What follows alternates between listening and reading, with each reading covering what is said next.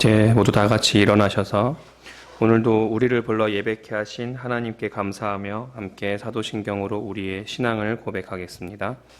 나는 전능하신 아버지 하나님 천지의 창조주를 믿습니다. 나는 그의 유일하신 아들 우리 주 예수 그리스도를 믿습니다.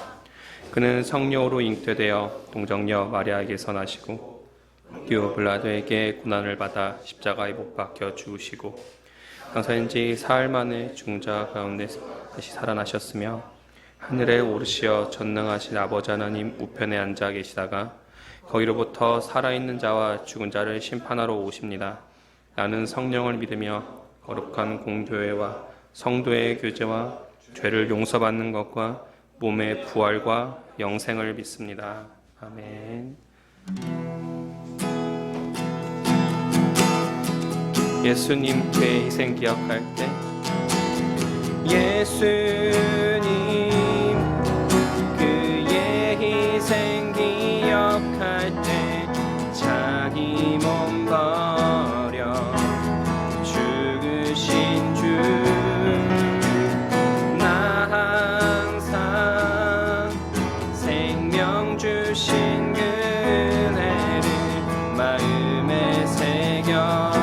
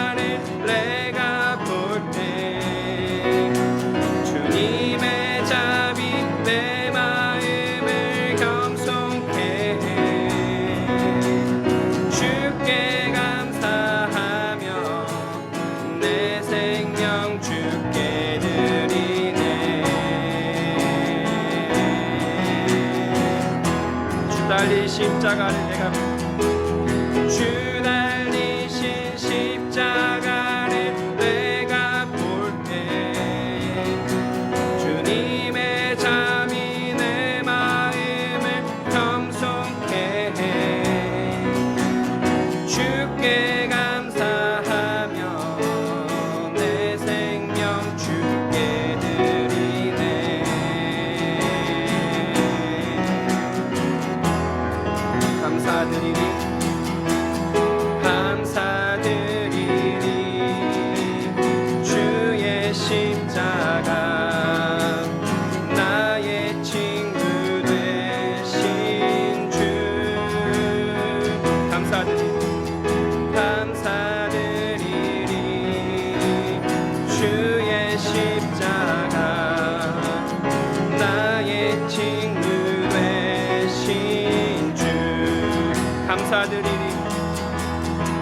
감사드리리.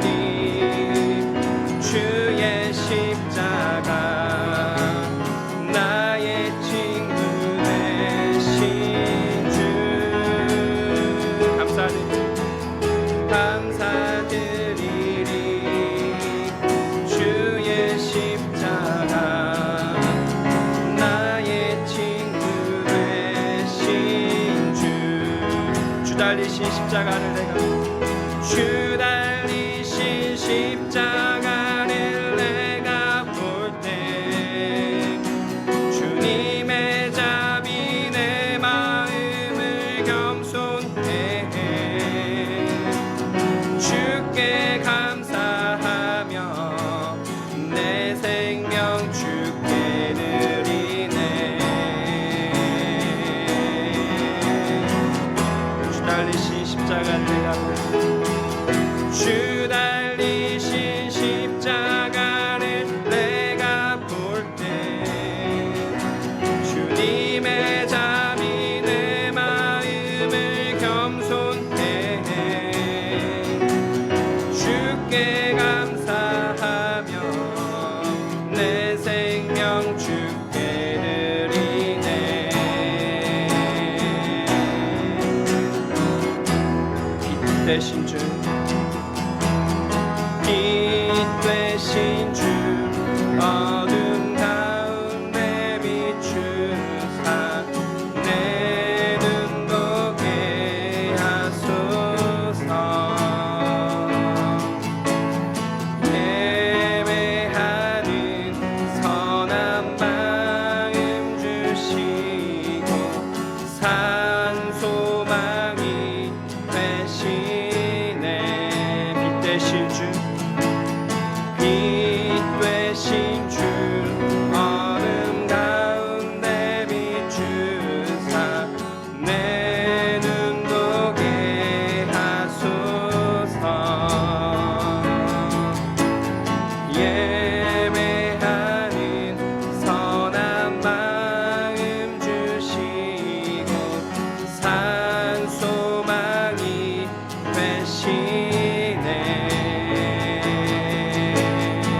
나 주를 경배하리. 엎드려 절하며 고백해 주 나의 하나님. 오 사랑스런 주님 존귀한 예수님 아름답고 놀라우신 주 만유의 높임을 받으시 만유의 높임을 받으소서. 영광 중에 계신 주 겸손하게 이 땅에 임하신 주 높여 찬양하리라. 만유의 높임을 받으소서. 만유의 높임을 받으소서. 영광 중에 계신 주 겸손하게 이 땅에 임하신 주 높여 찬양하리라.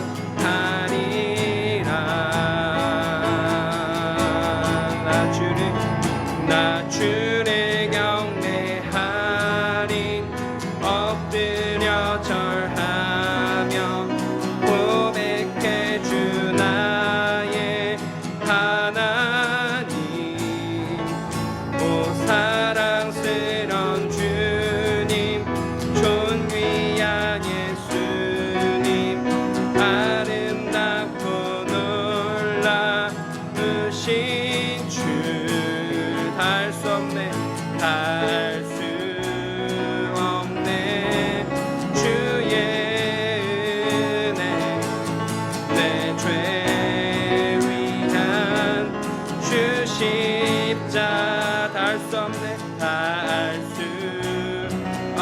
없네 주의 은혜 내 죄 위한 주 십자가 할 수 없네 할 수 없네 주의 은혜 내 죄 위한 주 십자가 할 수 없네 할 수 없네 주의 은혜 내 죄 위한 주 십자가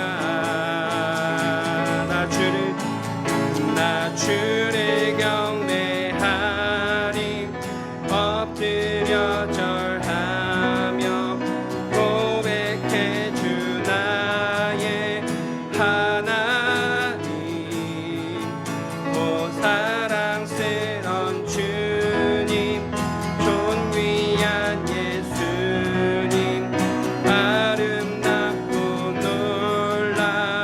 놀라우신 주 나 주를 경배하리 엎드려 절하며 고백해 주 나의 하나님 오 사랑스런 주님 존귀한 예수님 아름답고 놀라우신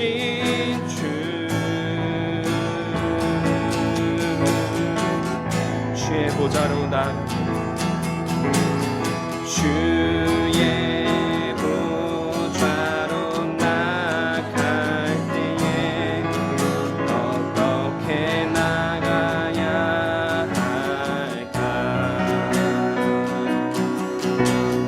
나를 구원한 주의 십자가 그것을 믿으며 가네 주의 보좌로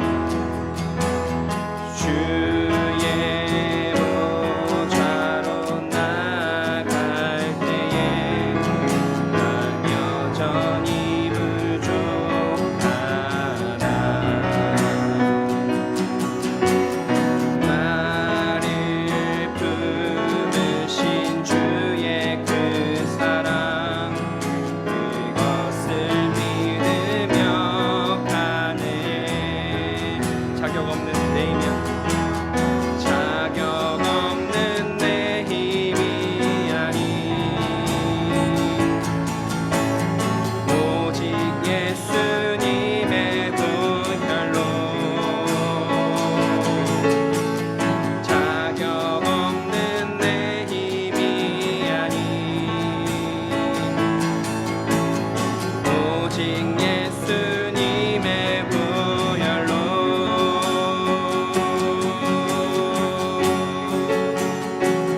십자가의 보혈 완전하신 사랑 힘입어 나갑니다 십자가의 보혈 완전하신 사랑 힘입어 예배합니다 십자가의 보혈 십자가의 보혈 완전하신 사랑 힘입어 나갑니다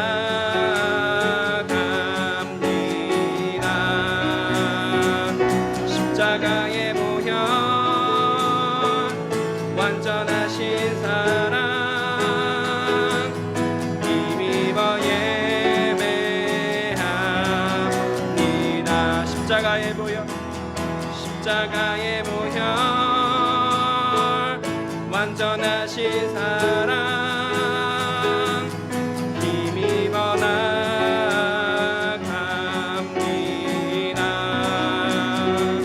십자가의 보혈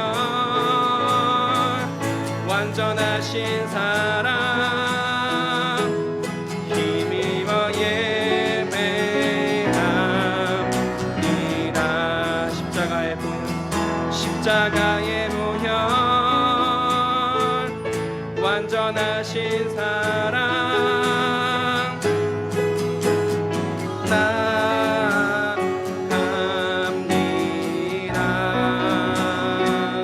십자가의 보혈,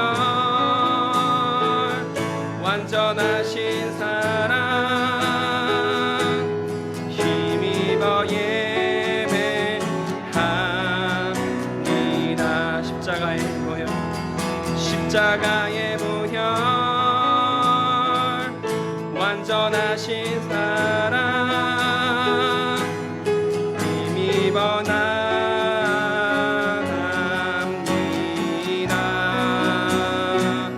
십자가의 보혈, 완전하신 사랑 힘입어 예배합니다.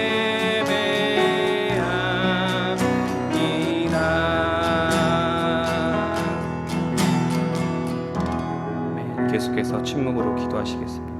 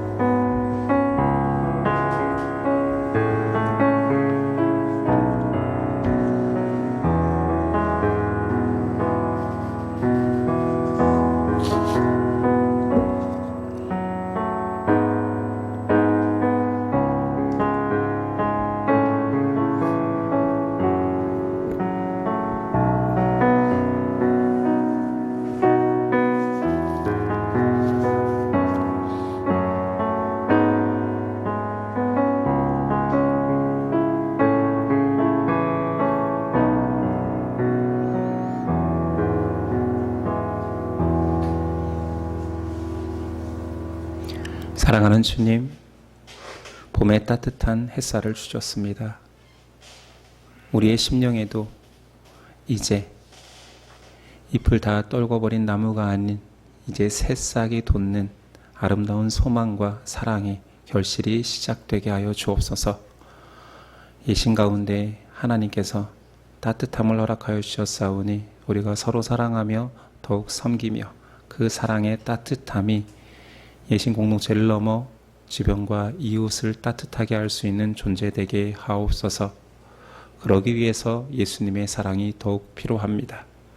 오늘도 우리 가운데 뜨거운 사랑을 허락하여 주셔서 그 감당할 수 없는 사랑을 우리가 삼켜낼 수 있도록 도와주시옵소서.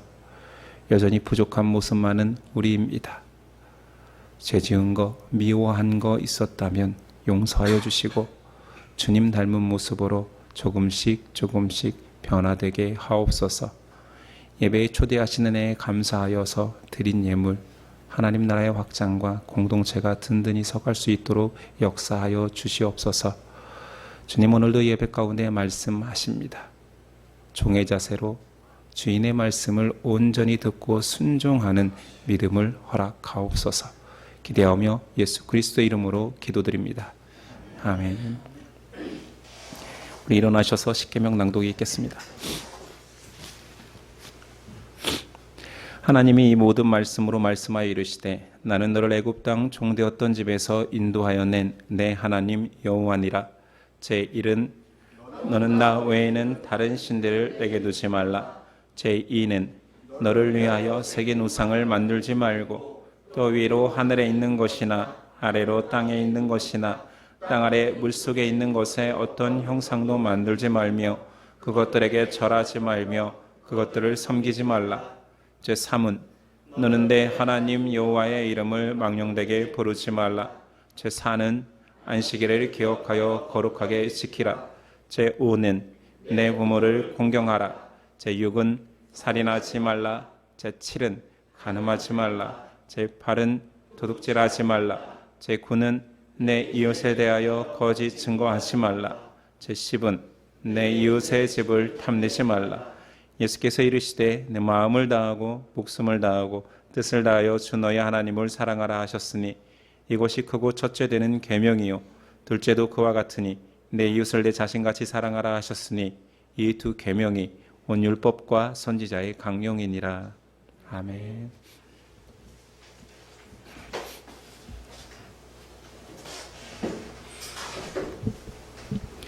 오늘 우리에게 주시는 하나님의 말씀은 누가복음 8장 16절에서 18절까지 그리고 22절에서 25절까지입니다.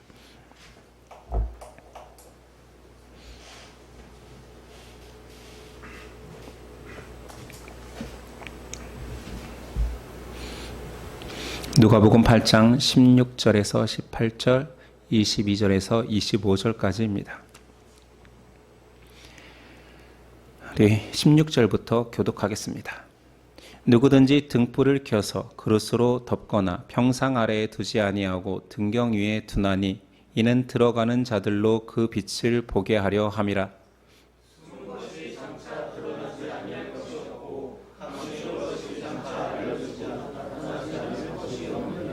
그러므로 너희가 어떻게 들을까 스스로 삼가라. 누구든지 있는 자는 받겠고 없는 자는 그 있는 줄로 아는 것까지도 빼앗기리라 하시니라.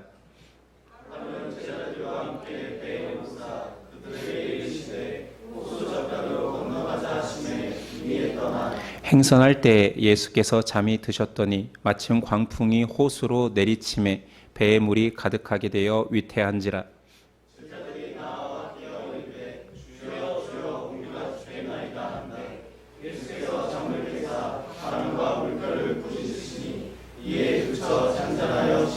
함께 읽습니다.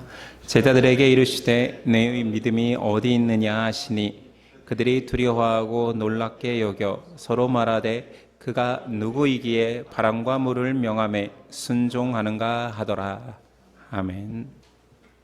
오늘 말씀의 제목은 광풍에 흔들리는 믿음.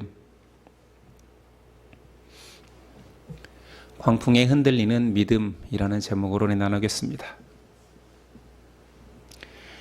지금 2차 갈릴리 사역 중에 예수님께서 비유로 제자들을 교훈하는 장면을 보고 있습니다. 지난 시간에는 씨 뿌리는 자의 비유를 통하여서 교만하고 완악한 자들에게는 그 복음의 씨앗이 감추어져 있다. 오늘 말씀의 내용은 잘 아는 등불 비유로서 정반대의 뜻을 말합니다. 예수님 비유로 말씀하시는 이유가 감추기 위함이다. 완악하고 죄악에 계속 머물기를 원하는 자들은 결코 이 말이 쉽지만 들리지 않을 것이다.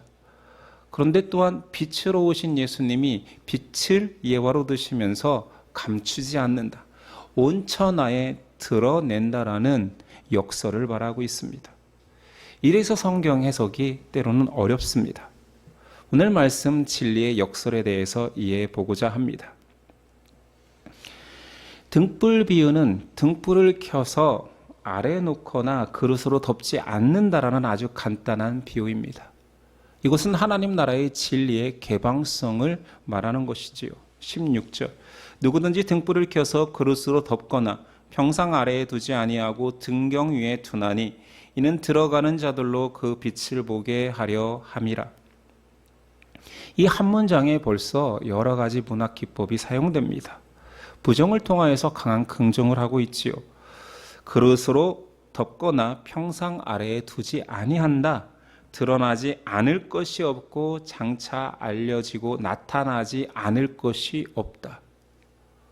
얼마나 강조하고 싶으면 그 한 문장 속에 3번이나 부정을 통하여서 강한 긍정 분명히 드러난다를 말하고 있습니다.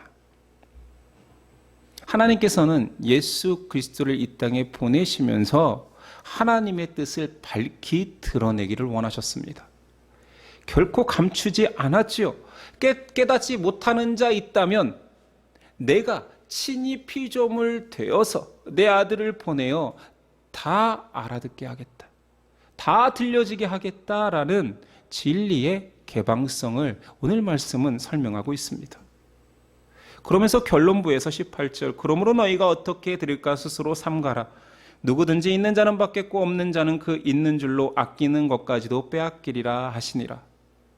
자, 그 말씀이 들려질 텐데 듣는 자들은 스스로 삼가라. 말씀에 대한 바른 태도를 말하고 있지요. 말씀을 그냥 나 좋은 대로, 내 만족함대로 만사형통의 원리처럼 받아들이지 마라. 이것은 그냥 교훈이 아니다. 생과 사가 달린 생명의 말씀이기에 삼가하여라. 그러면서 예수님 의미심장한 말로 마치지요. 누구든지 있는 자는 받겠고 없는 자는 그 있는 줄로 여기는 것까지 빼앗기리라. 예수님이 자주 사용하는 어구입니다. 예수님 공생애 기간 동안 기록된 것만 3번 사용했습니다. 마태복음 달란트 비유의 결론도 있는 자는 더 갖겠고 없는 자는 있는 것도 빼앗기리라. 문화 비유도 비슷하지요. 결론부에 있는 자는 더 갖고 없는 자는 있는 것조차 빼앗기고 슬피 울며 이를 갈미 있으리라. 그리고 오늘 등불 비유에 똑같이 말씀하고 있는 거예요. 있는 자와 없는 자 무슨 차이입니까? 이것은 달란트 비유, 문화 비유 뒤에 있기 때문에 이 경제적 부익부 빈익빈을 항상 떠올려요. 충성되고 열심히 내면, 하나님이 주신 재능을 열심히 사용하고 성실하면 더 많이 주시는구나, 부익부. 그러나 불성실하면 있는 것도 빼앗기는구나, 빈익빈. 아니죠. 아니죠. 결코 그런 말씀이 아니지. 말씀이 주어입니다. 세상 가치와 경제적 이익이 주어가 아니라는 거예요. 그러니까 영적 부익부 빈익빈인 거지. 말씀을 사모하는 자, 생명의 말씀이 들어있는 자는 더 갈급하고 더 알아가고 싶은데 그것에 관심 없는 자는 점점점 무뎌져서 진리에 대해서 점점 멀어져서 결국은 진리에서 떨어져 나간다라는 뜻입니다. 여기에 진리의 역설이 있습니다. 다시 말하지만 예수님 비유를 말씀하시면서 이사야의 비유를 꺼내 예화를 인용하여서 나는 감추기 위해서 비유를 쓴다. 오늘 비유는 발리키 드러내었다. 세상 모든 사람들이 다 알려질 것이다 말합니다. 아니, 하나님께서 이렇게 모순되는 말처럼 왜 진리를 전하실까요? 자, 하나님은 우리가 하나님을 찾을 수 없기에 하나님이 스스로 자신을 드러내시고 우리가 그 하나님을 인지할 수 있도록 자신을 말씀으로 묘사하셨습니다. 그 말씀 속에 하나님은 나는 진리와 은혜의 하나님이라 말합니다. 근데 잘 보면 은혜와 진리도 서로 상반되는 개념 같습니다. 은혜라면 응당 용서해야 되고 사랑해야 되죠. 진리라면은 심판으로 정의를 가르고 공의를 세워야 됩니다. 진리의 하나님은 죄인을 벌하시고 의인에게 상을 주셔야 됩니다. 하나님에 의해서 선과 악이 완벽하게 갈라져야 합니다. 하나님께서는 진리의 하나님으로 오셔서 그러면 어떤 기준으로 세상의 선과 악을 가르느냐? 말씀입니다. 사람들이 진리라 할 때, 정의라 할 때 자신들의 가치와 도덕, 자신들의 기준으로 선과 악을 가르려 합니다. 그 기준으로 성경도 바라보는 거지요. 구약 성경에 이 하나님이 정의로운가 공의로운가? 아니요, 하나님은 한결같이 내가 정의를 세울 텐데 내가 선포하는 말씀으로 하리라 선언했습니다. 전혀 다르지요. 자, 그렇다면 사랑의 하나님은 어떻게 이해됩니까? 하나님께서 말씀으로 세상을 심판하겠다라는 기준을 삼으셨으면 그 말씀이 사람들에게 와 닿아져야죠. 그 말씀을 지키고 따르고 순종하는 자들이 생겨나야 되겠죠. 그래야 정의가 서는 거잖아요. 그런데 어디에도 말씀을 따를 수 있는 능력이 있는 자, 순종하는 자가 보이지 않습니다. 그렇다면 하나님이 세우신 그 심판의 기준, 정의로울 수 없습니다. 아무도 못 지키는데요.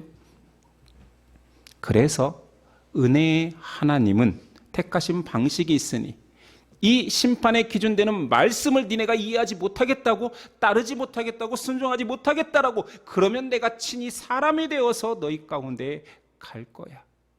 이 사랑을 하십니다. 창조주가 스스로 피조물이 되어서 선포하는 자리에 내려오셨습니다.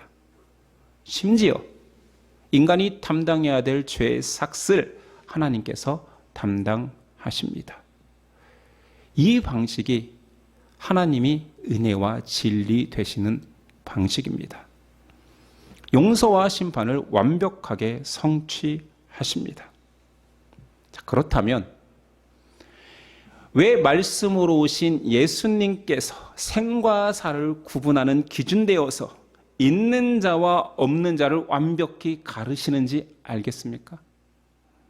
이것을 이해하지 못하면 안 되는데요. 기독교는 말씀의 종교라는 이유가 있습니다.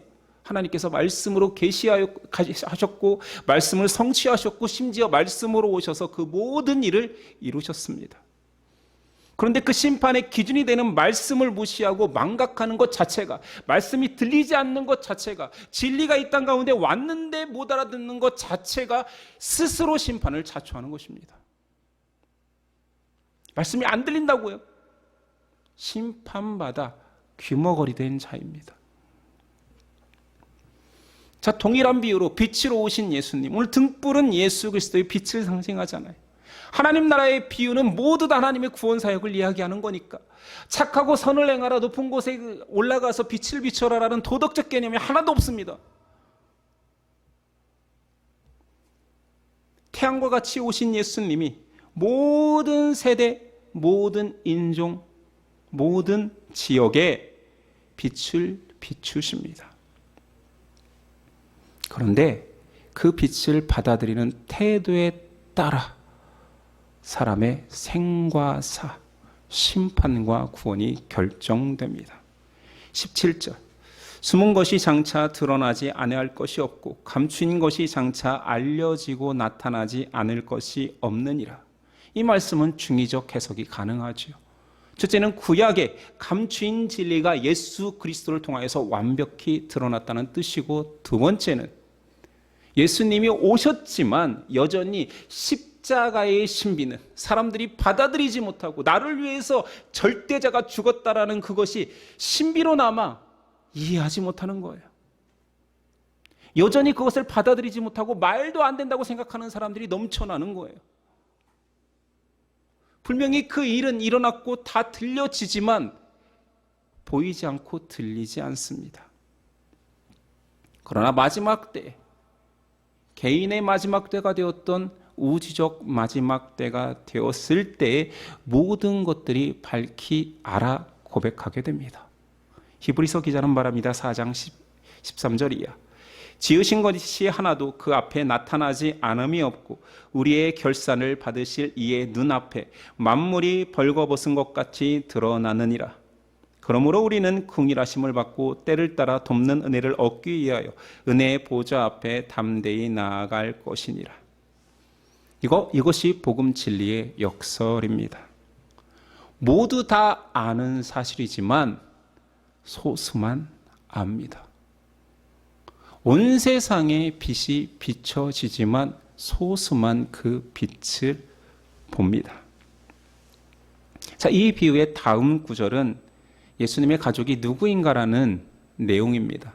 이 내용은 우리가 전 시간에 씨 뿌리는 자의 비유 다음으로 연결하여서 설명했습니다. 하나님의 말씀인 씨앗을 받아들인 자는, 그 씨앗을 끝까지 붙든 자가 예수님의 새로운 가족 구성원임을 설명했었지요. 자, 우리 이제 두 번째 말씀, 이 내용을 한번 봅시다. 예수님께서 풍랑을 잔잔케 한 사건입니다. 갈릴리에서 사역하고 계시는 예수님께서는 갈릴리 호수, 바다 주변을 돌며 복음을 전하십니다. 제자들과 함께 이제 건너편으로 가시는데 배를 이용하여서 가로지를 때 일어난 사건입니다. 23절에 보니 광풍이 불어서 배가 위태한 지경에 이르렀고 물이 가득 찼대요. 그런데 예수님은 그 와중에 주무시고 계십니다. 이런 예수님의 모습을 우리는 어떻게 이해해야 됩니까? 아니, 파도가 광풍이 쳐서 제자들은 죽을 것 같다고. 그 중에는 어부들도 있어요. 평생 그 갈릴리 호수에서 고기 잡으려 하던 사람도 있는데 죽을 것 같다고. 이거는 보통 파도가 아니라고 난리를 치고 있고, 물이 배에 가득 찼다라고 표현되어 있는데 예수님 주무시고 계십니다. 표면적으로는 예수님 얼마나 사역이 고되면 그런 상황에서도 주무실까라고 생각할 수 있죠. 내면적으로는 창조주 하나님 예수님께는 성난파도 노도조차 침상에서 덮는 이불과 같이 느꼈다 할 수도 있습니다. 창조주시니까요. 뭐가 두렵겠습니까? 문제는 제자들의 반응입니다. 완전히 대조되고 있지요. 제자들 표면적으로는 공포에 사로잡혀 인간의 실존적 부르짖음이잖아요. 죽음과 직결되어 있으니 너무나 당연한 표면적 상태를 드러내고 있습니다. 살려달라고 외치는 거지. 내면적으로는 어떨까요? 창조주 하나님을 곁에 두고 스승으로 모시고 있음에도 온갖 공포와 두려움에 사로잡혀 그분의 존재를 망각한 상태입니다. 제자들이 실제로 겪은 일로 기록되고 있지만 사실 그 내면 속은 광풍과 같이 일어나는 내적 갈등을 보여주는 것 같습니다. 자, 제자들이 다급하게 예수님을 깨웁니다. 그들에겐 상황이 절망적이라고 느꼈겠지요. 깨어나신 예수님께서 뜬금없이 바람과 파도를 꾸짖어서 잠잠케 하십니다. 저는 이 말씀을 항상 묵상할 때마다 항상 제일 재밌어요. 제가 스스로 상상하고 미소 짓게 하는 구절이에요. 제가 청년 설교할 때도 이거를 그대로 제 상상력과 뭐 이런 것들을 동원해서 했던 때가 기억이 납니다. 아니, 바람과 파도를 어떻게 꾸짖습니까? 예수님이 깼어요. 성경에는 분명히 꾸짖어라는 단어를 넣고 있거든요. 정말 혼냈다라는 거예요. 자, 어떻게 혼냈을까요? 근엄하게 잠잠하라 이래도 되잖아요. 근데 꾸짖었대요. 그래서 여기서 제가 자꾸 쓸데없는 상상을 하는 거예요. 어떻게 혼냈을까? 바람은 어떻게 혼났을까? 파도는? 그래서 제가 예시 문장을 가져와 봤습니다. 이랬을 것 같아요. 바람아, 파도야, 너 나 누군지 몰라? 이 정도? 좀 약한가요? 꾸짖어야 되니까. 욕을 하지는 않으셨겠죠. 좀 심하다면 이 정도 했을 것 같아요. 너네 내가 누군지 몰라? 니들 아주 미쳤구나. 뭐 이 정도 했으면 뭐 꾸짖었다고 했을 것 같아요. 그러나 제자들이 진짜 너무 미래 신앙인들을 배려하지 않았어요. 이런 말은 기록해 놔야지. 꾸짖었다고 하지 말고 예수님이 쌍욕을 했는지, 뭘 했는지 적어 놨어야지. 어차피 사람한테 한 게 아닌데. 창조주가 피조물한테 뭐 무슨 말인들 못하겠습니까? 자, 근데 그 이후에 예수님께서 그렇게 끝내실 줄 알았는데 제자들의 믿음 없음을 책망하십니다. 아니, 제자 입장이 되어서 다시 생각해 봅시다. 죽음의 공포에서 예수님을 깨운 것이 그렇게 큰 잘못입니까? 혹여 정말 배려심 깊은 제자는 예수님이 빠지실까 봐 깨우셨을 수도 있고, 그럼 위기의 순간에 불이 났는데 안 깨웁니까? 깨워야지. 또는 제자의 편에 들어서 그런 위기의 순간을 해결할 수 있는 분이 예수님이라는 것을 믿고 의지하여서 깨웠을 수도 있잖아요. 이분만이 해결할 일이다. 빨리 해결해달라고 하자. 이 모습이 그렇게 책망받을 일입니까? 근데 제자들의 태도와 상태를 보면 우리가 유추할 수 있습니다. 24절에 보니 제자들이 나와 깨워 이르되 주여 주여 우리가 죽겠나이다 한데, 이 말씀만 보고도 힌트를 얻을 수 없어요. 그래서 이 본문의 평행 구절인 공간복음의 모든 말씀을 찾아보니 주여 주여 부르는 그 장면을 독특하게도 마태, 마가, 누가가 다 다른 호칭을 쓰고 있습니다. 마태는 우리가 알고 있는 퀴리오스, 주님, 주인님, 생사여탈권을 가진 그 주인 말하는 것입니다. 마가는 선생님이요, 랍비라는 칭호를 쓰고 있고, 오늘 누가는 번역본은 주여 주여지만 실제로는 에피스타타라는 감독자, 보호자라는 단어를 씁니다. 그러니까 세 가지의 단어가 다 쓰였다라는 것은 여러 제자들이 배에 같이 탔잖아요. 위기의 순간에 다 부른 것 같아요. 퀴리오스, 라비, 에피스타타 다 불렀던 것 같아요. 근데 누가는 이 에피스타타라는 말을 적었습니다. 의미가 다른 호칭들을 의미를 부여해서 어떤 상태였길래 누가는 이 단어를 썼을까 유추해 본다면, 신앙인들이 하나님을 절대자라고 고백하고 하나님을 찬양할 때는 가장 높은 자리에 있는 것처럼 찬양합니다. 그러나 정작 위기가 닥치면 하나님을, 우리를 지키는 사람 정도로 여긴다는 거지요. 에피스타타, 보호자, 감독자가 지금 뭐 하시고 계십니까? 라고 호통치는 거예요.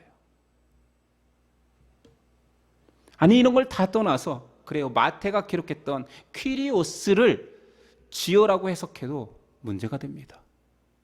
주인님, 이 주인은 노비가 나의 소유를 가지고 있는 주인을 향하는 말입니다.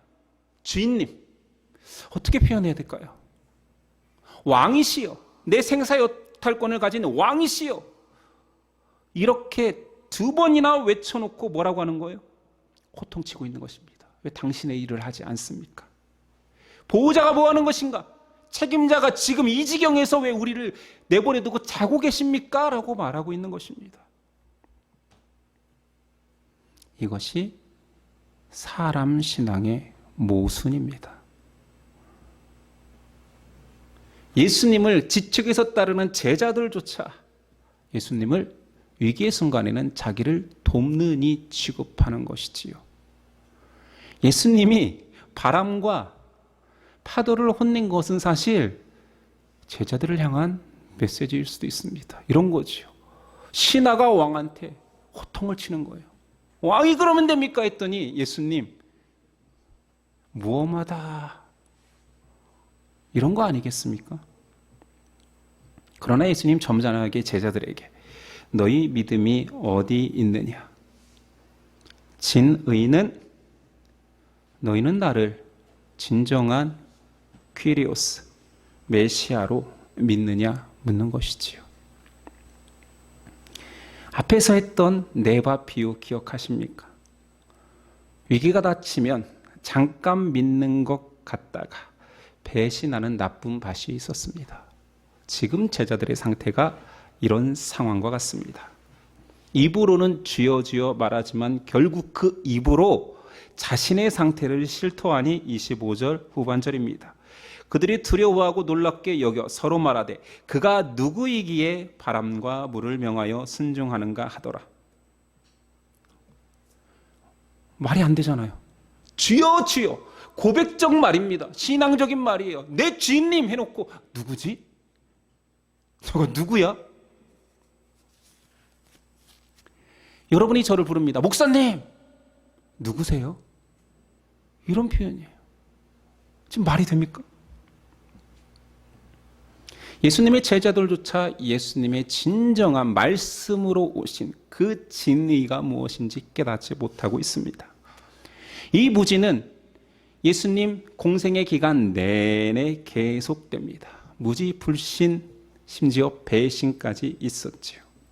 가장 옆에 있는 제자들조차 예수님, 말씀으로 오신 예수님, 하나님의 진리를 완성하러 오신 예수님의 뜻을 모릅니다. 이 사건에 드러나는 사람들의 모순이 보이십니까? 앞서 제가 등불 비유를 통하여서, 비유와 등불 비유를 통하여서 진리 하나님, 은혜의 하나님의 완벽한 역설을 말했습니다. 하나님의 진리는 역설로 이루어졌습니다. 그런데 그 진리를 깨닫지 못하는 사람은 모순투성이입니다. 입으로 주여라고 말하지만 말로는 나를 돕는 자 취급합니다. 신앙이 간절할 때에는 뭔가 최고의 자리에 하나님이 있는 것 같지만 내가 위기를 닥치면 하나님은 종입니다. 아닙니까? 많은 신앙인들이 하나님을 쥐어쥐어 부르짖는 그 자리가 강청 기도하는 자리 아닙니까? 이 일을 해주십시오. 내 위기를 지금 모르신단 말입니까? 내가 지금 죽겠습니다. 하나님 역사하셔야 되죠.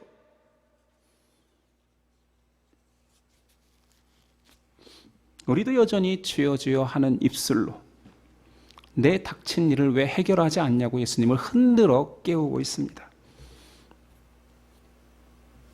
예수님이 일어나셔서 그냥 귓방맹이 한 대씩 때리면 되는데 애꿎은 바람과 파도를 호통치십니다.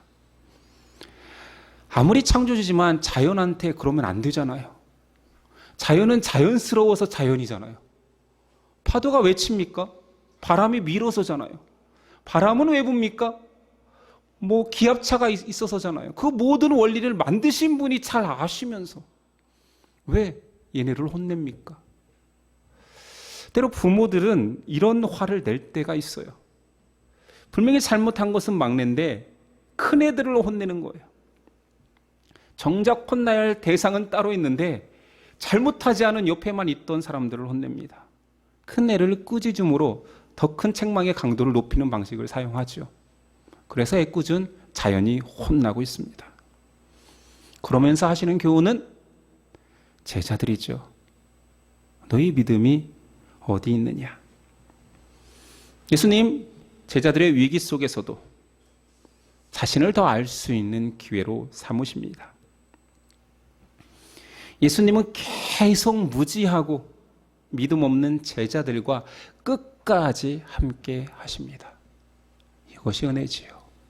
우리가 예수님을 따르고 붙들고 있다고요? 아니요. 예수님이 우리를 붙들고 있는 것입니다. 우리가 알고 있는 어느 그리스 로마 신화에 이 동일한 사건이 이루어졌다라면 아마 제자들은 전부 다 물에 빠져 죽었을 것입니다. 예수님 끝까지 우리를 붙드시고 가르치시고 교훈하시고 설명하시고 꾸중하십니다. 이것이 관계성이요 사랑입니다. 광야에 이스라엘은 100번 죽어도 멸망해도 시원치 않을 불순종의 백성들이었습니다. 그러나 하나님이 규정하신 그 관계 때문에 내 백성이기 때문에 호통치고 때로는 죽여버리겠다고 협박도 하고 모세가 말리는 것처럼 묘사되지만 그게 사랑의 관계입니다. 이런 제자들을 결국 예수님을 온전히 고백할 수 있는 자리까지 인도하시는 분이 예수님입니다. 언제까지요? 그 예수님이 누구시기에? 라는 반문이 당신은 누구입니다? 라는 고백으로 바뀔 때까지요. 사람은 여전히 신앙하지만 절대자를 이용하려 합니다. 대놓고 나 하나님 이용할 거라고 말하는 사람은 없겠지요. 그러나 속은 다 뻔하잖아요. 왜 잘 믿습니까? 왜 교회 다닙니까? 결국은 복 받으려고 하는 거. 그거 부인할 수 있습니까? 천국은 먼데 내 삶은 가깝고 예수님 바로 곁에 있던 제자들조차 쥐어쥐어 하는 입술로 바로 한 사건만 경험하면 저는 누구인가라고 고백하지 않습니까?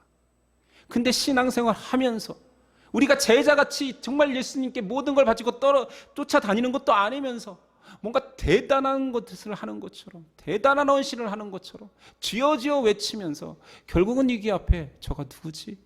때로는 예수님 호통치지 않습니까? 왜 저를 안 돕냐고. 제가 정말 외로울 때 당신은 어디 계셨냐라고 윽박지르지 않나요? 이것이 사람입니다. 그래서 사람이 소망이 없는 존재로 성경은 규정하고 있는 거예요. 이런 사람을 자기 백성 삼으시고 끝까지 인도하시는 분이 있습니다. 언제까지? 바로 고백이 나올 때까지. 누가복음 9장 한 장만 넘기면 바로 그 고백의 모습이 나옵니다. 18절이야. 예수께서 따로 기도하실 때 제자들이 주와 함께 있더니 물어 이르시되 무리가 나를 누구라고 하느냐? 대답하여 이르되 세례 요한이라 하고 더러는 엘리야라 더러는 옛 선지자 중에 한 사람이 살아났다 하나이다. 예수께서 이르시되 너희는 나를 누구라 하느냐. 베드로가 대답하여 이르되 하나님의 그리스도시니이다 하니. 저가 누구이기에 라고 했던 그들의 입속에서 예수님이 다시 물었을 때 주는 메시아이십니다. 근데 이 고백의 내용도 마태, 마가, 누가, 요한에 다 있습니다. 찾아보니 동의 비슷한 점이 있다면 서로 다른 관점에서 기록했지만 똑같은 사건 속에서 이루어진 일일 테니 똑같겠지. 이 고백을 하기 직전의 일들이 나오니 전부 다 가장 큰 기적이었던 오병이어. 장정만 5,000명을 예수님의 기도로 다 먹이고 12광주리가 남은 사건, 또는 칠병이어 사건 직후에 이 말씀을 기록하고 있습니다. 그리고 제자들의 처음 온전한 고백을 들은 이후에 예수님께서 자신이 순환당할 것, 죽을 것을 예고하십니다. 이때 요한복음에는 재미있는 에피소드가 더 기록되어 있으니 이 순환 예고가 이렇습니다. 제자들 중에 나를 팔 자가 있다 라고 하니 많은 제자들이 떠나가니라.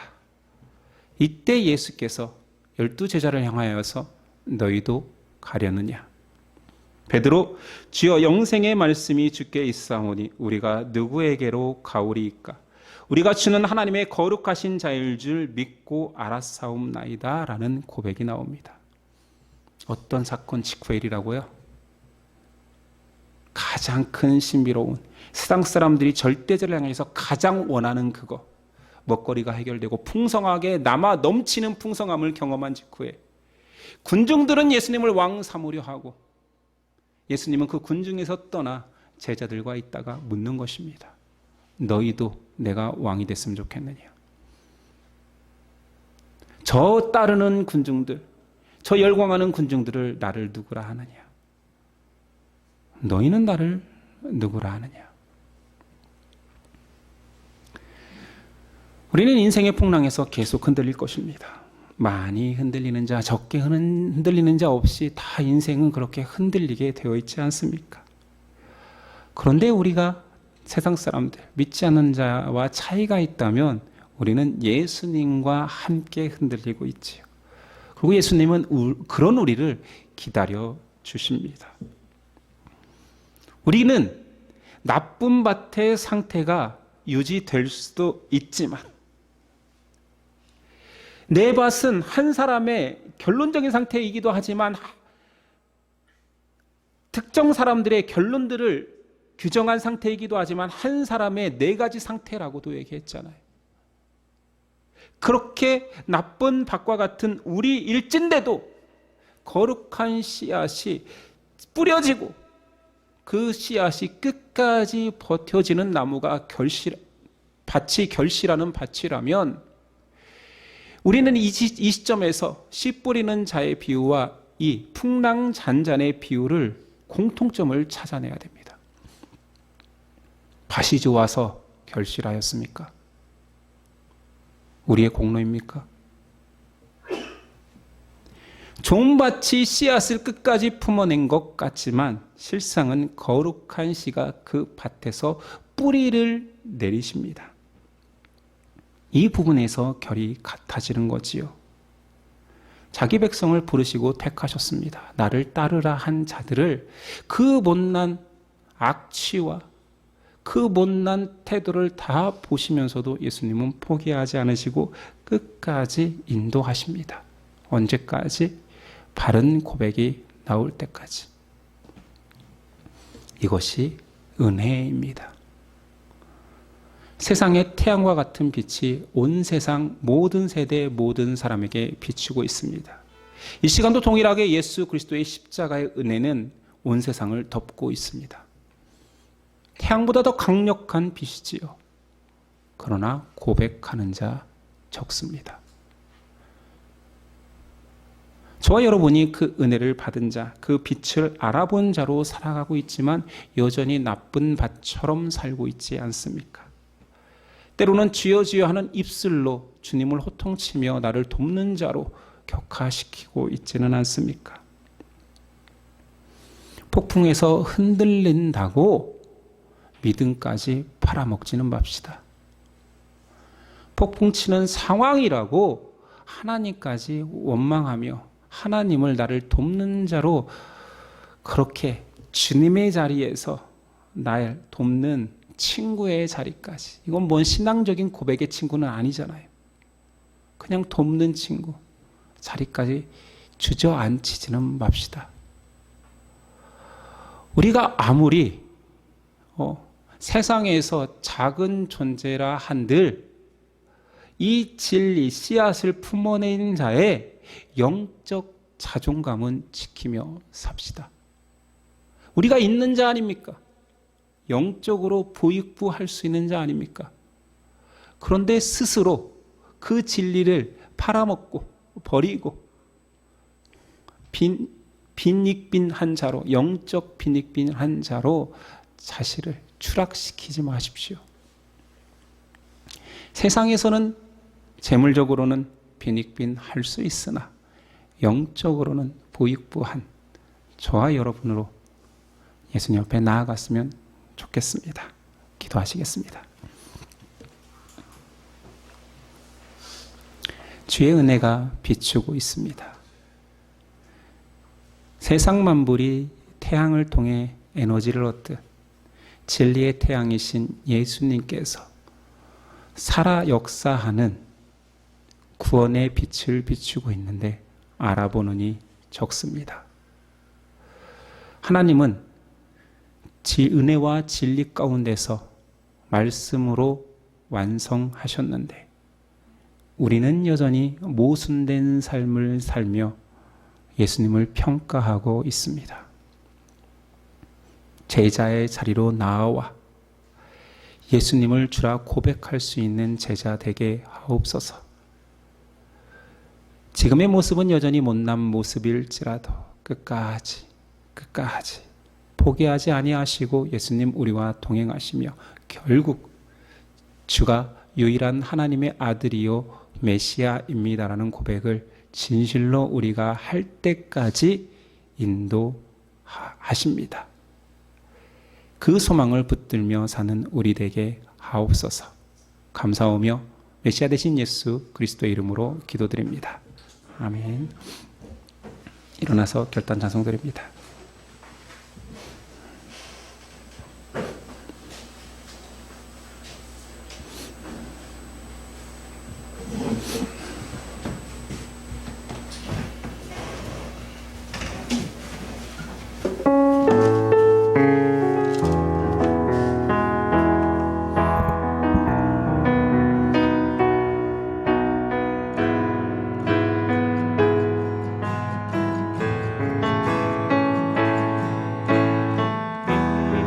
되신 주 어둠 가운데 비추사 내는 보게 하소서.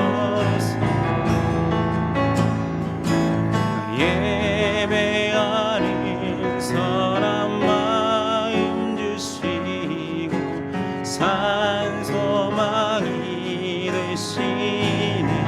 빛 되신 주 빛 되신 주 어둠 가운데 비추사 내 눈 보게 하소서. 예배하니 선한 마음 주시고 산소망이 되시네.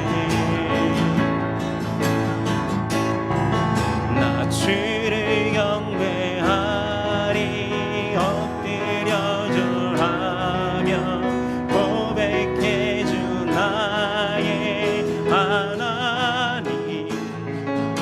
사랑스런 주님 존귀한 예수님 아름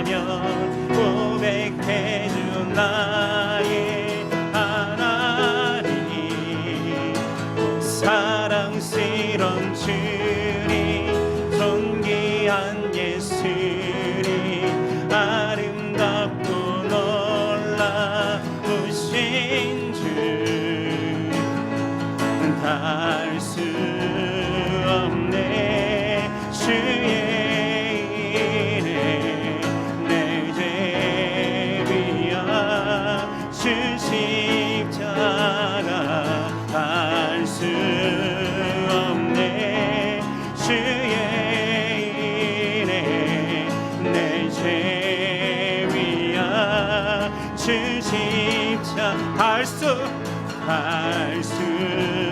없네. 주의 일에 내 죄 위야 주 십자가 할 수 없네. 주의 일에 내 죄 위야 주 십자가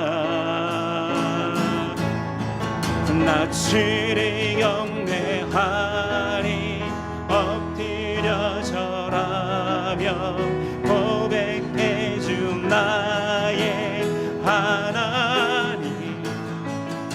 사랑스러운 주님 존귀한 예수님 아름답고 놀라우신 주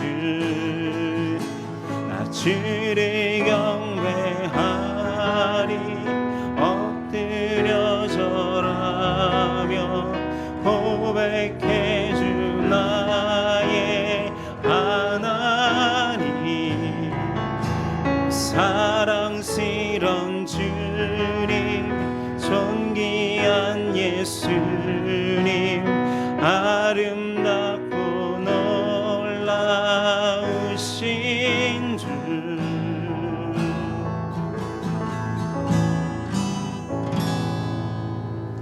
아멘. 기도하겠습니다.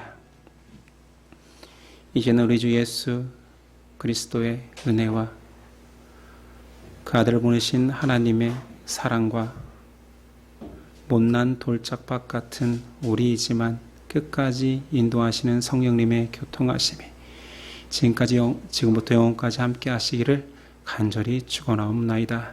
아멘.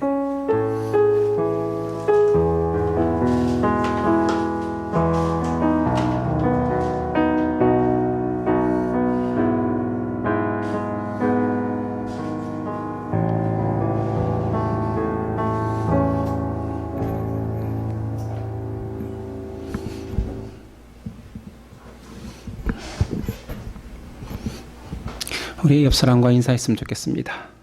끝내 저는 예수님을 고백할 겁니다. 네, 다음 주는 절기상 부활절입니다. 성찬식이 진행될 것이며 광고했다시피 우리 음식 나눔으로 기쁨을 함께 하겠습니다. 뭐 다 아시니까 한 가정씩 음식이나 간식을 간단히 준비하셔서 부담스러워하지 마시고 함께 그냥 나누는 시간 가졌으면 좋겠습니다. 오후에는 부활절 감사 찬양 예배를 너세빛 우리 학생 찬양팀과 인도하시는 분들과 함께 하도록 하겠습니다. 네, 광고를 마치겠습니다. 한 주간도 승리하십시오.